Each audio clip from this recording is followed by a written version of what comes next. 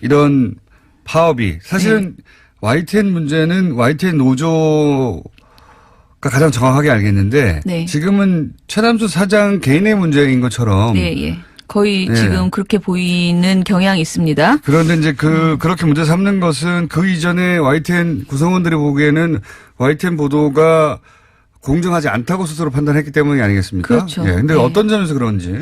일단 저희가 그러니까 6개월 정도 YTN과 연합뉴스TV의 저녁 종합뉴스를 지상파 3사와 종편 4사 저녁 종합뉴스랑 같이 비교해서 보고서를 내본 적이 있어요.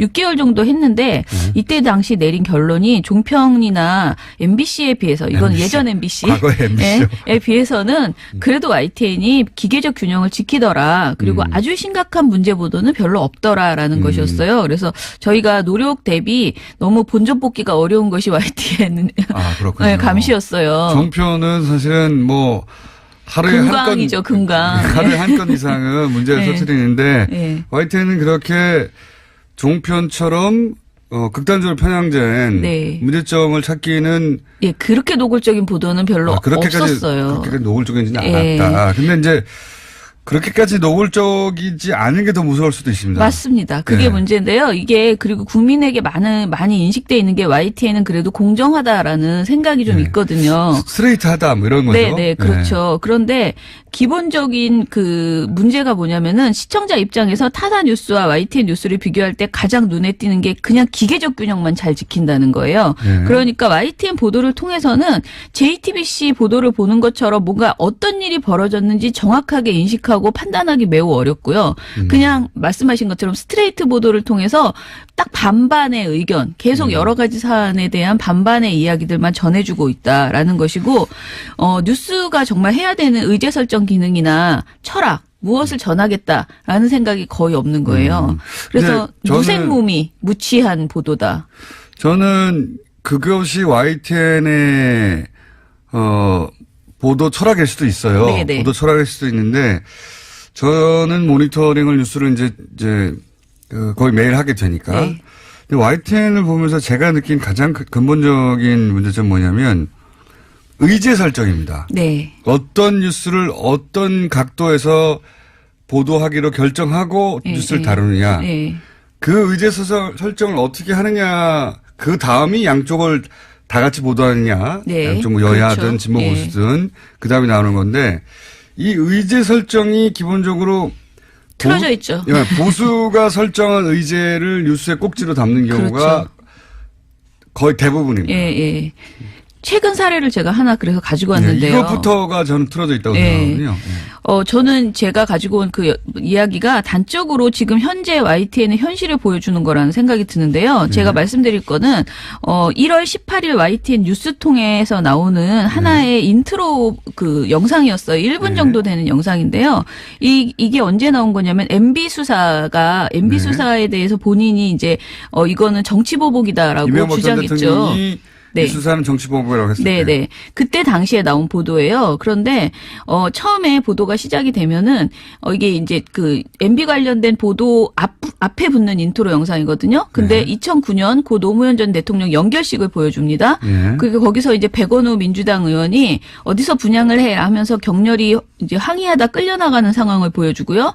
그리고 이제 MB 측이 그 사과하는 장면을 인사를 하는 목례를 하는 장면이 보이는데 여기서 사과하라는 시민들의 외침과 유가족 노건호 씨에게 목례를 하는 이명박 전 대통령 부부에게 노건호 씨가 고개를 숙이지 않는 모습을 보여주면서 자막이 이렇게 나와요. 상주는 고개를 숙이지 않았다. 그리고 이런 영상이 이제 그 영상의 절반이고요. 나머지는 MB 수사 내용을 쭉쭉쭉 자막으로 쳐준 다음에 마지막에 뭐라고 나오냐면 자막이 노무현 전 대통령 죽음에 대한 정치보복. 이렇게 자막을 써줍니다. 거꾸로 돌아간 역사의 수레바퀴, MB 조여오는 검찰 수사라는 자막도 씁니다. 한마디로 이 영상을 보면은요, 이 모든 것이 정치보복이다. 이 얘기를 영상 하나에 1분짜리 영상에 엄청 잘 담았거든요. 그러니까 이런 거죠. 이명박 전 대통령을 수사하는 것은 노무현 대통령의 죽음 때문이다를 YTN이 본인들의 아나운서의 입으로 주장하지는 않는데 이 프레임은 기본적으로 보수 정당의 주장이거든요. 보수 정당이 딱 요 프레임으로 말하고 있는데 요 영상을 논평 없이 보여주는 거죠. 이 영상을 관련 보도 앞에 붙여버리기 때문에 네. 뒤에 이어지는 보도는 아무 의미가 없어지는 그래서 저는 거예요. 이게 그냥 프레임이 딱 그렇게 짜져버린 거죠. 실제 이명박 전 대통령을 조인 것은 이명박 전 대통령의 측근들이에요. 네. 실제로는. 그렇죠. 측근들인데 요렇게 제가 아까 말씀드린 의제 설정부터 보수 편향이다. 네. 의제 설정을 그렇게 해놓고 네. 그 안에서 이제 이쪽 목소리와 저쪽 목소리를 기계적으로 담는데 네. 지금 이런 의제 설정을 해놓고 이미 인상을 그렇게 받은 이후에 양쪽의 주장을 들으니까 네. 여론조사할 때 만약 이렇게 하면 한쪽으로 확 쏠리거든요. 그렇죠.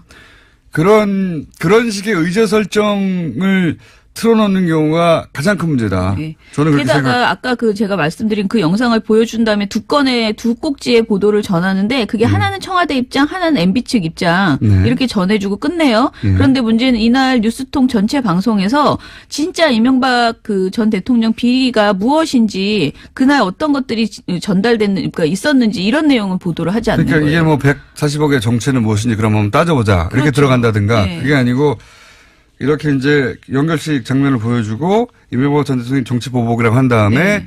양쪽이 보복이다 아니다. 그렇죠. 그러면 기계적 균형은 지켜진 네. 것 같거든요. 네. 하지만 맨 앞에 의제 설정 프레임은 틀어져 있는 거예요. 네. 그러니까 사태 본질을 전달 안 하고 그냥 끝나버리기 때문에 전 이건 명백한 그 편파적인 보도다. 이건 균형을 맞춘 것이 아니다라고 이야기할 수밖에 없다. 그게 이제 프레임부터 출발이 그렇게 되어 있다는 게 저는 큰 문제. 이것뿐만 아니에요. 사실 예, 맞아요. 거의 대부분이 이런 대부분이 식입니다. 이렇게 네. 의제 설정을 그렇게 한 다음에 그 안에서 양쪽의 균형을 지켰다고 자기들은 네. 빠져나갈 구멍을 만들지만 네. 이런 보도가 뭐 남북 문제에 있어서 그렇습니다. 네. 남북 문제에 있어서 그렇고 이렇게 정치적으로 갈리는 문제 또는 뭐 최근에 여러 가지 화제 나면은 의제 설정을 일단 보수가 설정하고 공격하는 포인트로 딱 잡아요. 네, 맞아요. 그 안에서 어떻게 싸우냐를 보여주는 예. 의제 설정 기능을 가졌다는 게 중요한 거죠. 네. 프레임이 아무튼 왜곡된 상태에서 기계적 균형만 맞춰버리니까 본질이 하나도 전달이 안 되는 거예요. 그 사안의 중요성이. 예. 네. 그 다음에 그 안에서의 양쪽의 주장을 전달하는 건 합니다. YTN은. 네, 맞아요. 그래서 종편보다는 네. 낫다라고 이제 표현하신 거죠. 근데 여기서 끝나는 게 아니라 그 다음에 이런 보도 후에 뭐가 나오냐면 토크가 나와요. 예, 토크를 많이 하죠. 여기서 이제 결정해 줍니다. 네. 어떻게 생각할지 방향을. 네. 그 YTN이 그 종편처럼 시사 토크쇼를 많이 하진 않지만 하루 종일 뉴스를 하는데 뉴스 속 곳곳에 종편과 같은 모양새로 패널들이 나와서 대담을 하는 그런 코너가 많이 있습니다. 네. 그런데 최근에 이상할 정도로 YTN에 출연하는 패널의 성향이 지나치게 편향되어 있다라는 제보를 많이 저희가 받게 되었어요. 이상하진 않고 예전부터 그랬어요. 굉장히 많이 받아요. 이전보다. 최근에 더 많이 받았어요. 그런데 사실 이런 문제점은 YTN 구성원들이 이미 인지하고 있었던 것으로 보이는데요. YTN 노조 산하의 공정방송추진위원회가 그러니까 재작년이네요. 2016년 12월 말일, 12월 29일에 보고서를 하나 발표한 적이 있습니다. 이때는 박근혜 국정농단 사태가 한창이던 시기였죠. 이때 보고서의 핵심 내용은 YTN에 출연한 정치평론가의 성향이 지나치게 여당인 새누리당에 편중되어 있다라는 것이었어요. 2016년 11월 1일부터 12월 19일까지의 정치평론가를 모두 출연한 분들을 다 조사해봤더니 644회 중에서 253회로 새누리당 관련된 분들이 가장 많았다. 네. 라는 것이고 중도 성향, 새누리당은 아니고 여당, 당시 여당 중도 성향이 207회 그리고 당시 야당 성향이 184회 순이었는데요. 이게 보면 야당 성향이 지금 민주당 성향인 거죠. 네네, 네. 그렇죠. YTN 노조가 말하는 것은 이런 거예요. 그러니까 야당 성향 평론가의 출연 횟수가 여당 성향 평론가의 70% 수준에 머문다. 이것은 지나치다. 단순한 허용 오차라고 받아들이기 어렵다라는 것이거든요.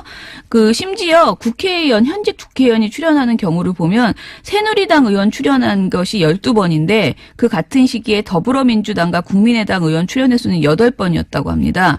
그리고 더불어민주당의 주류로 볼 수 있는 인물은 단 2번밖에 나오지 않았다고 합니다. 이게 참 교묘한 건데요. 예. 예, 교묘한 건데 아까도 말씀드렸다시피 의제 설정 이것이 만약에 YTN이 보도 전문 채널이 아니라 네. 시사 평론을 하는 것이면 또 다릅니다. 네, 그렇죠. 예, 종편은 그런 의미에서는 그렇게 하면 안 되지만 아예 정하고 가거든요. 네. 우리는 보수 편이야. 처음부터 끝까지 이렇게 정하고 가기는 가는데 여기는 그렇지 않다고 하는 곳이거든요. 예, 예. 그렇지 않다고 하는 종편이야 조선일보나 동아일보의 채널이고 그래서 감안하고 보는 점이 없잖아 있어요. 근데 이 YTN은 분명히 기계적으로 최소한 공정하다는 인식을 공정하게 가지고 있거든요. 국민들이. 예. 그렇게 인식하는 가운데 의제 설정을 그렇게 한 다음에 뉴스는 조금 전에 말씀드렸다시피 의제 설정 안에서 틀어놓고 네. 그런 다음에 이제 이어지는 토크에서 이렇게 한쪽이 몰리는 패널들이 그렇죠. 나오니까 전체적으로 뉴스를 보고 있으면 예.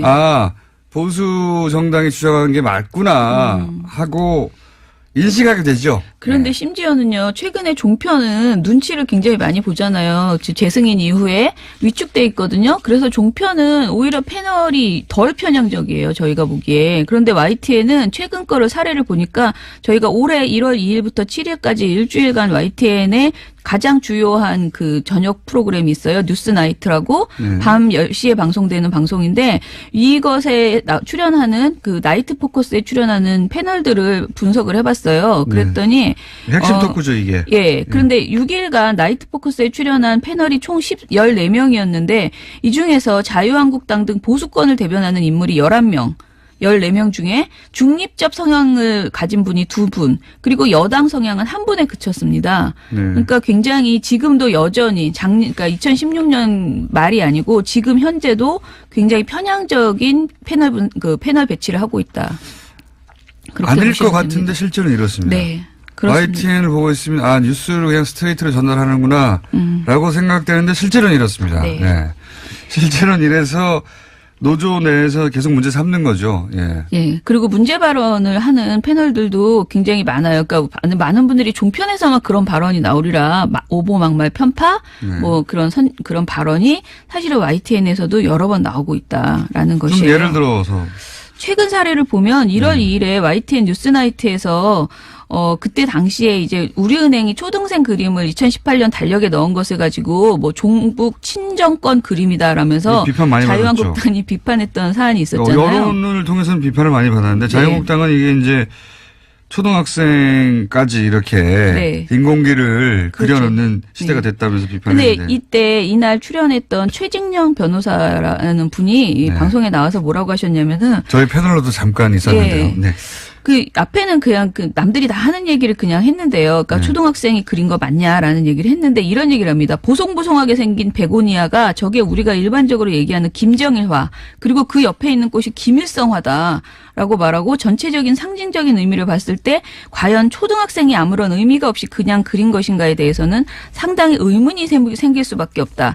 촛불이 나오고 나라다운 나라 이런 얘기가 나오고 뒤에 보면 노란 리본을 형상화해서 세월호를 형상화 은행이라는 것은 경제이고 경제의 요체는 정치적 중립인데 은행이 어떻게 보면 정치에 관여한 듯한 그런 그림이다. 이렇게 평가를 해요. 너무 진도가 많이 나가셨죠. 진짜 초등학생이 그린 게 맞는데 네네. 초등학생이 세월호도 형성하고 은행도 형성하고 그다음에 김일성화도 형성하고 김정일화도 그래서 형성하고. 서울에서 조용필 씨 노래에도 나오는 베고니아 꽃이 이제 종북꽃이다 이렇게 또 이야기를 하고 베고니아 꽃이 종북꽃이라는 얘기는 그렇잖아요. 터널 없는 얘기인데 그래서 이런 황당한 얘기가 YTN 전파를 탔는데 사실은 이게 얼마든지 반박이 많이 나왔던 내용이었거든요. 심지어는 박근혜 전 대통령이 의장을 맡았던 민주평화통일자문회의의 2014년 공모전에서 이때 당시에도 인공기가 이제 그려져 있는 그림이 엄청 많이 나왔어요. 한 절반 가까이 나왔어요. 그렇죠. 아니, 그리고 장관상을 받았어요. 남북 통일을 주제로 하라고 그러면 그릴 수 있는 국기가 뭐가 있습니까? 태극기 아니면 인공기인데요. 그래서 수상작의 절반 정도는 인공기를 그리고 있어요. 그러니까 이런 내용이 반론이 전혀 안 나오고 일방적으로 완전히 비판하는 그런 내용만 그러니까 자유한국당 입장만 대변하는 초등학교에까지 이 종북 사상이 스며들어서 초등학생이 김일성화를 그리고 있다고 이런 거죠. 김정일 꽃 참. 좀 아무튼 당황스럽습니다. 근데 이런 내용이 이제 앞에 이런 논란이 있다고 기계적으로 보도한 다음에 그다음에 전문가라는 분이 나와서 이런 얘기를 하면 그쪽 방해로 쏠리는 게 맞잖아요.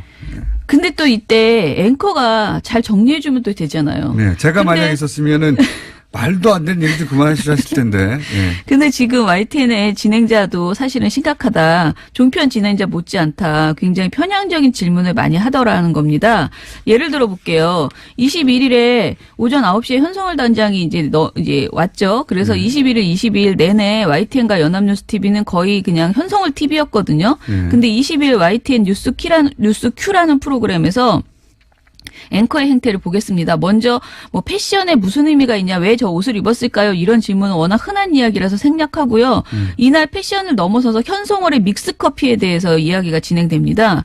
그러면서 김대근 앵커가 믹스커피 말고 아메리카노 달라고 전해지기도 했는데 이게 인상적이었는데 어떻게 들으셨어요? 라고 물어요. 그랬더니 패널이 그거 별로 중요하지 않다라는 식으로 크게 문제없다라고 대답을 합니다. 그랬더니 앵커가 다시 묻습니다. 그럼에도 불구하고 사실 현송월의 모습을 보면서 이게 일반 북한 주민들의 모습과 어떤 차이점이 있을까 이런 궁금증이 들기도 하더라고요. 아까 커피 질문을 드렸습니다만 사실 북한에서는 커피 한 잔이 며칠치 임금에 해당된다는 이런 얘기도 있거든요. 실제로 어떤가요? 라면서 다시 한번 믹스커피에 대해서 또 화제를 꺼내는 거예요. 그랬더니 이제 나중에 현성월 단장이 아메리카노 시킨 것이 연출됐을 가능성도 배제할 수 없다. 왜냐하면 아무래도 커피라는 것은 지속적으로 마셔야 되는데 이것을 지속적으로 마실 수 있는지는 의문이다라는 답변을 패널이 했어요. 북한의 경제 수준은 매우 낮다. 네네. 한마디로 북한을 못 사는데 네. 커피 맛을 알겠냐 이런 질문이죠. 그러니까 이 답변이 나올 때까지 집요하게 계속 이 질문을 했다는 것이죠. 그게 이제 맞습니다. 진행자의 그 질문도 의제 설정 아래서 질문이 계속 나와요. 특히 그렇죠. 북한 관련 뉴스를 YTN에 다룰 때는 아주 집요하게 보수 편향의 시각을 갖고 뉴스를 의제 설정을 한 다음에 그것이 원하는 답변이 안 나오면 진행자가 그 답변을 계속 유도합니다. 네, 북한은 맞아요. 못 산다. 북한은 이게 종편이 많이 하던 거잖아요. 네, 북한은 나쁜 나라다. 이 소위 이제 남북 관계가 어떻게 개선될 수 있을 것인가. 이게 어떤 계기가 될까 얘기를 하지 않고 항상 그렇게 북한은 나쁘다라는 전제하에 모든 질문이 나가요. 그 기본적으로 앵커 질문이 너무 수준이 낮고 부적절한 답변을 전혀 방향을 틀어주기는커녕 더 부적절한 질문을 수준은 저도 낮으니까 할 말은 없는데요. 좀 제 말은 수준이 낮은 건 둘째치고 의도된 방향으로 그러니까 뉴스 속에서 애초에 설정된 의도대로 질문을 반복적으로 보수 편향으로 하죠. 네, 그렇죠. 뉴스 진행자도 그렇게 합니다. 그래서 가만히 보고 있으면 부지불식간에 보수의 의제와 보수의 방향성과 보수의 문제의식 주장을 흡수하게 돼요. 그렇죠. 기계적으로 분명히 맞추는 것 같은데 그건 기술적으로. 객관적으로 보여요, 일단은. 네, 객관적으로 보이는데 객관적으로 보이는데 보수가 굉장히 중요하게 생각하는 의제에 있어서는 그 이면에 깔려있는 편향성을 뉴스를 계속 보다 보면 반드시 느끼게 됩니다. 그렇죠. 반드시. 그런 세월이 굉장히 오래됐어요. 양지열 변호사도 YTN 토론 패널에 자주 나옵니다. 그리고 양지열 변호사는 MBC 땜빵으로 하던 진행자의 생명이 끝났나요? 끝나가고 있나요? 둘 중 하나입니다. 이제 곧 다시 저희 돌아올 거예요? 뉴스 공장에 나오죠. 100만 번 좀 골려줄 생각입니다. 왜 그러십니까? 아니 가끔 안 나와서 좀 그리웠어요. 근데 다행히 잘렸다고 하니까요. 자, 그렇게 만약에 이걸 이제 이런 내용의 관점에서 보지 않고 형식의 관점에서 보자면 형식으로는 다 요건을 지킨 것처럼 보여요. 그래서 교묘하다고 저는 생각해 왔어요, 항상. 근데 사실 다 지킨 거는 아니에요. 왜냐하면 저희가 늘 말하지만은 쟤는 이 얘기를 정말 많이 얘기하고 싶은데 어떤 뉴스가 어떤 사안에 대해서 찬반의 의견을 똑같이 전한다고 해서 그게 좋은 보도는 아니잖아요. 그것도 맞습니다. 그건 또 다른 이야기인데. 그러니까 보도에서 BBC 가이드라인을 보면요. 보도에서 일련의 시각이나 의견을 동일한 비율로 다룰 것을 요구하는 거 아니다. BBC는 대신 적절한 비중을 달성하도록 노력해야 한다라고 얘기해요. 그러니까 소수 견해를 우세한 의견과 똑같은 비중으로 다뤄야 하는 것은 아니다. 그거가 진짜 문제입니다. 예, 이렇게 맞습니다. 밝히거든요. 근데 우리 지금 YTN 보도는 모든 것을 그냥 딱 반반 찍기처럼 예를 보도를 하는 들어서 거예요. 이제 태극기 집회 때를 생각해 보시면 네. 탄핵 찬성 여론이 80%였거든요. 네. 그때도 반반이라면 얼마나 문제가 있습니까? 그러니까 그거는 한마디로 국정농단을 어떻게 반반으로 밝혀낼 수가 있어요. 다 그러니까요. 모든 것이 반반으로는 못하는 실체적 진실을 찾아야 되는데 이 부분에 있어서 YTN이 그 노력이 거의 이제 안 되고 있다. 그냥 반반의 함정에 빠져버렸었다. 이 얘기를 드리고요. 저는 사실 YTN이 자신들이 가진 보도 철학에 의해서 항상 반반이라고 하면 네. 모든 걸 그렇게 반반으로 보도하는 것만으로도 그동안 지난 한 9년, 10년간은 크게 문제가 있었기 때문에 네. 자기 역할을 하는 거라고 볼 수도 있는데 네. 그렇게 반반으로 보도하는 것 같지만 의제 설정부터 방향 유도는 보수로 흘러왔다는 거죠, 항상. 그렇죠. 그게 반반도 그건 맞아요. 아니에요. 지금은 이제 만약에 반반이면 괜찮냐. 반반도 문제라고 하시는 거고, 그죠? 예, 예. 아예. 그렇죠. 양쪽 다 똑같이 반반을 하는 것도 문제라고 말씀하시는 건데, 그것도 문제죠. 예. 그거는 이제 언론이 비겁하다. 이거는 국민 눈가기를 가리는 거예요. 그렇죠. 그 비겁하다. 반반. 예. 이쪽은 8대2, 꼭 비중, 그러니까 국민 여론이 80%가 이쪽을 지지한다. 네, 네. 그러면 8대2의 비중을 따라서 보도해드리지 않느냐. 이 얘기일 수도 있고, 더 나아가서는 서로 정반대를 하더라도 때로는 네. 언론이 자기가 믿는 바에 따라 20%를 지지할 수도 있잖아요. 그렇죠. 예. 네. 그 말씀 하신 건데, 거기까지 가지도 않고 저는 네. 반반도 안 한다는 거죠. 속으로는. 반반인 척 한다. 이게 가장 큰. 그러네. 예. 예. 맞습니다. 반반인 척 한다. 이게 큰 문제라고 봅니다. 예. 이렇게 생각하시지 않는 분도 있겠죠.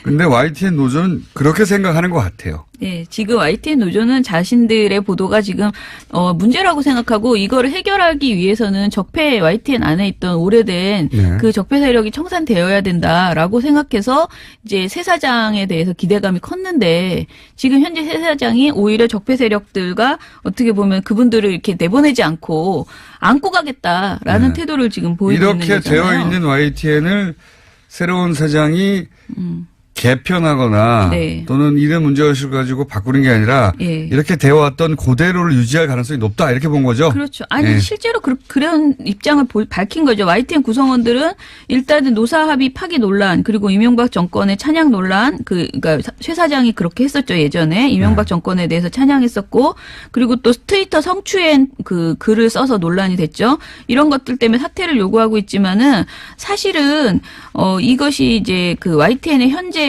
편파 왜곡 논란이 최 사장과 무관하지 않은 것이죠. 왜냐하면 최 사장은 지난 9년간 이뤄진 보도 파괴에 책임이 있는 보직 간부들의 인사 보류를 거부를 했어요. 그러니까 인사를. 이런 구조를 만들어냈다고 이제 책임을 물을 만한 대상인 네. 그분들을 그냥 그대로 두겠다고 하는 그렇죠. 거죠. 예. 그리고- 그러니까 이제 노조는 받아들일 수가 예. 없는 거죠. 그리고 이제 YTN 노조가 강하게 이제 요구하는 혁신의 아이콘이라고 YTN 혁신의 아이콘이라고 보는 노정명 기자에 대해서 인신 공격을 퍼붓거나 보도국장 그 합의를 파기했거나 여러 가지 문제가 있었고요. 그래서 저는 YTN 정상화를 위해서는 일단 YTN 경영진 문제가 매듭이 지어져야 된다라는 생각을 하고요. 노조의 입장에 대해서 사실 저는 개인적으로는 굉장히 찬성합니다. 노조의 파업이 가기 전에 YTN 문제가 해결이 됐으면 좋겠다. 그렇게 생각합니다. 알겠습니다. 8대2에서 20%의 편을 들 수도 있어요. 네. 그 미디어사의 철학에 따라 혹은 보도 아니, 철학에 따라. 근데 가장 중요한 건요. 논쟁할 필요가 없고 그냥 실체적으로 그게 진실이면 진실을 보도해야 되는 거예요. 그러니까 의견이 8로 오히려 반대가 더 많아도 진실이 20이면 20을 보도해야 되는 거죠. 그게 맞죠. 네. 네, 그게 맞는데 그렇지 않다는 게 문제다. 그러면서도 보도 채널에 외양을 띠고 있어서 예. 이것이 객관적으로 보도된 것으로 사람들한테 인식되는 게 문제다 이런 그렇죠. 거죠. 예. 네. 아예 이쪽은 80%의 편을 드는구나 생각하면 사람들이 감안하고 보는 거죠. 그렇죠. 예. 그런 문제입니다. YTN에 관해서는. 자, 오늘 여기까지 YTN 노조는 왜 파업하는지 한번 다뤄봤습니다. 민원연의 김학영 사무처장이었습니다. 감사합니다. 감사합니다. 이런 파업이 사실은 YTN 문제는 YTN 노조가 가장 정확하게 알겠는데 네. 지금은 최남수 사장 개인의 문제인 것처럼 네, 예. 거의 지금 그렇게 보이는 경향이 있습니다. 그런데 이제 그렇게 문제 삼는 것은 그 이전에 YTN 구성원들이 보기에는 YTN 보도가 공정하지 않다고 스스로 판단했기 때문이 아니겠습니까? 그렇죠. 예. 근데 어떤 점에서 그런지. 일단 저희가 그러니까 6개월 정도 YTN과 연합뉴스 TV의 저녁 종합뉴스를 지상파 3사와 종편 4사 저녁 종합뉴스랑 같이 비교해서 보고서를 내본 적이 있어요. 네. 6개월 정도 했는데 이때 당시 내린 결론이 종편이나 MBC에 비해서 이건 MBC. 예전 MBC. 과거의 MBC요. 에 비해서는 그래도 YTN이 기계적 균형을 지키더라. 그리고 아주 심각한 문제 보도는 별로 없더라라는 것이었어요. 그래서 저희가 노력 대비 너무 본전 뽑기가 어려운 것이 YTN 그렇군요. 네, 감시였어요. 종편은 사실은 뭐 하루에 금강이죠, 금강. 하루에 한 건 이상은 문제를 네. 터뜨리는데 네. YTN은 그렇게 종편처럼 극단적으로 편향된 네. 문제점을 찾기는 예, 그렇게 노골적인 보도는 별로 없었어요. 그렇게까지 노골적이지는 예. 않았다. 근데 이제 그렇게까지 노골적이지 않은 게 더 무서울 수도 있습니다. 맞습니다. 그게 네. 문제인데요. 이게 그리고 국민에게 많이 인식돼 있는 게 YTN은 그래도 공정하다라는 생각이 좀 있거든요. 스트레이트하다 뭐 이런 거죠. 네, 그렇죠. 그런데 기본적인 그 문제가 뭐냐면은 시청자 입장에서 타사 뉴스와 YTN 뉴스를 비교할 때 가장 눈에 띄는 게 그냥 기계적 균형만 잘 지킨다는 거예요. 네. 그러니까 YTN 보도를 통해서는 JTBC 보도를 보는 것처럼 뭔가 어떤 일이 벌어졌는지 정확하게 인식하고 판단하기 매우 어렵고요.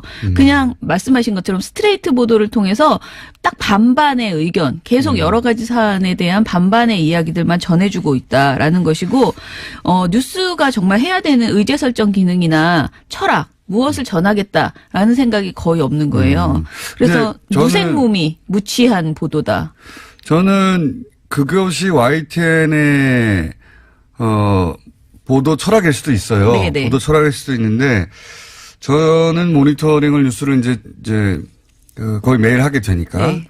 근데 YTN을 보면서 제가 느낀 가장 근본적인 문제점은 뭐냐면 의제 설정입니다. 네. 어떤 뉴스를 어떤 각도에서 보도하기로 결정하고 뉴스를 다루느냐. 네. 그 의제 설정을 어떻게 하느냐. 그 다음이 양쪽을 다 같이 보도하느냐. 네. 양쪽 뭐 여야든 그렇죠. 진보 보수든 그 다음에 나오는 건데 이 의제 설정이 기본적으로 틀어져 있죠. 보수가 설정한 의제를 뉴스에 꼭지로 담는 경우가 그렇죠. 거의 대부분입니다. 예. 최근 사례를 제가 하나 그래서 가지고 왔는데요. 이것부터가 저는 틀어져 있다고 생각하거든요. 저는 제가 가지고 온 그 이야기가 단적으로 지금 현재 YTN의 현실을 보여주는 거라는 생각이 드는데요. 제가 말씀드릴 거는 1월 18일 YTN 뉴스통에서 나오는 하나의 인트로 그 영상이었어요. 1분 정도 되는 영상인데요. 이게 언제 나온 거냐면 MB 수사에 대해서 본인이 이제 이거는 정치보복이다라고 주장했죠. 이 수사는 정치보복이라고 했을 때. 네. 그때 당시에 나온 보도예요. 그런데 처음에 보도가 시작이 되면은 이게 이제 그 MB 관련된 보도 앞에 붙는 인트로 영상이거든요. 근데 2009년 고 노무현 전 대통령 연결식을 보여줍니다.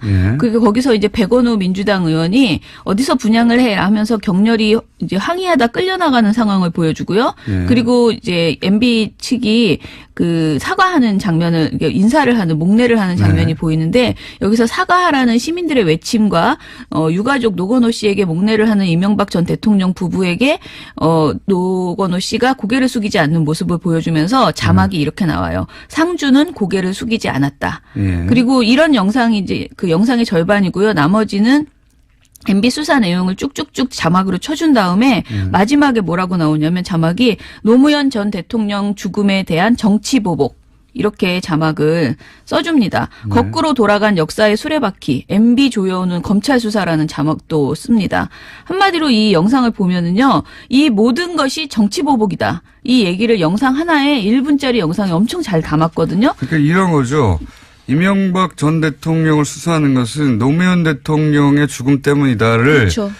YTN이 본인들의 아나운서의 입으로 주장하지는 않는데 이 프레임은 기본적으로 보수 정당의 주장이거든요. 그렇죠. 보수 정당이 딱 요 프레임으로 말하고 있는데 요 영상을 논평 없이 보여주는 거죠. 이 영상을 관련 보도 앞에 붙여버리기 때문에 네. 뒤에 이어지는 보도는 아무 의미가 없어지는 그래서 저는 거예요. 이게 그냥 프레임이 딱 그렇게 짜져버린 거죠. 실제 이명박 전 대통령을 조인 것은 이명박 전 대통령의 측근들이에요. 네. 실제로는. 그렇죠. 측근들인데 요렇게 제가 아까 말씀드린 의제 설정부터 보수 편향이다. 네. 의제 설정을 그렇게 해놓고 네. 그 안에서 이제 이쪽 목소리와 저쪽 목소리를 기계적으로 담는데 네. 지금 이런 의제 설정을 해놓고 이미 인상을 그렇게 받은 이후에 양쪽의 주장을 들으니까 네. 여론조사할 때 만약 이렇게 하면 한쪽으로 확 쏠리거든요. 그렇죠. 그런 식의 의제 설정을 틀어놓는 경우가 가장 큰 문제다. 네. 저는 그렇게 게다가 아까 제가 말씀드린 그 영상을 보여준 다음에 두 꼭지의 보도를 전편과 같은 모양새로 패널들이 나와서 대담을 하는 그런 코너가 많이 있습니다. 네. 그런데 최근에 이상할 정도로 YTN에 출연하는 패널의 성향이 지나치게 편향되어 있다라는 제보를 많이 저희가 받게 되었어요. 이상하진 않고 예전부터 그랬어요. 굉장히 많이 받아요. 이전보다. 최근에 더 많이 받았어요. 그런데 사실 이런 문제점은 YTN 구성원들이 이미 인지하고 있었던 것으로 보이는데요. YTN 노조 산하의 공정방송추진위원회가 그러니까 재작년이네요. 2016년 12월 말일, 12월 29일에 보고서를 하나 발표한 적이 있습니다. 이때는 박근혜 국정농단 사태가 한창이던 시기였죠. 이때 보고서의 핵심 내용은 YTN에 출연한 정치평론가의 성향이 지나치게 여당인 새누리당에 편중되어 있다라는 것이었어요.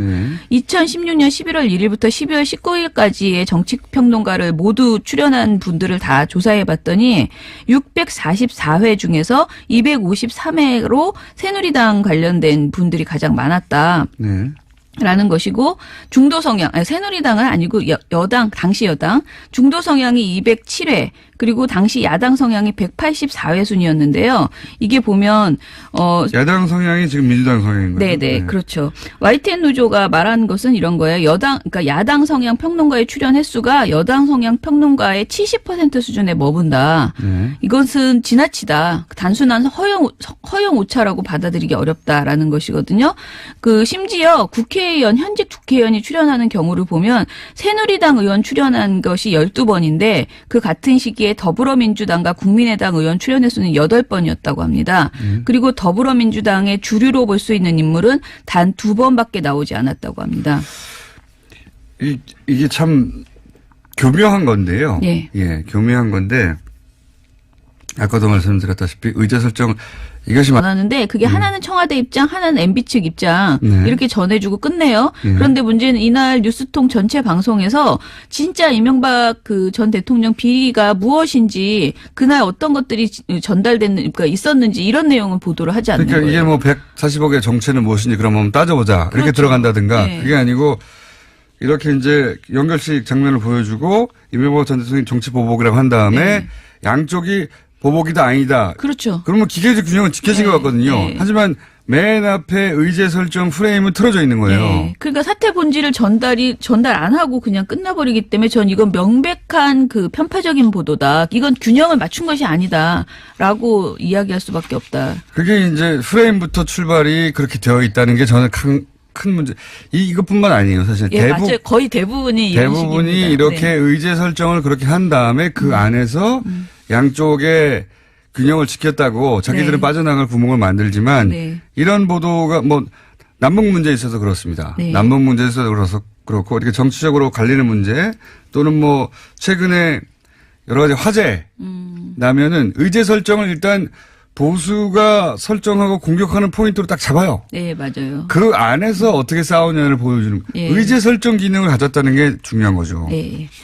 프레임이 아무튼 왜곡된 상태에서 기계적 균형만 맞춰버리니까 본질이 하나도 전달이 안 되는 거예요. 사안의 중요성이. 예. 네. 그 다음에 그 안에서의 양쪽의 주장을 전달하는 건 합니다. YTN은. 네. 맞아요. 그래서 종편보다는 네. 낫다라고 이제 표현하신 거죠. 근데 여기서 끝나는 게 아니라 그 다음에 이런 보도 후에 뭐가 나오냐면 토크가 나와요. 예, 토크를 많이 하죠. 여기서 이제 결정해 줍니다. 네. 어떻게 생각할지 방향을. 네. YTN이 종편처럼 시사 토크 쇼를 많이 하진 않지만 하루 종일 뉴스를 하는데 뉴스 속 곳곳에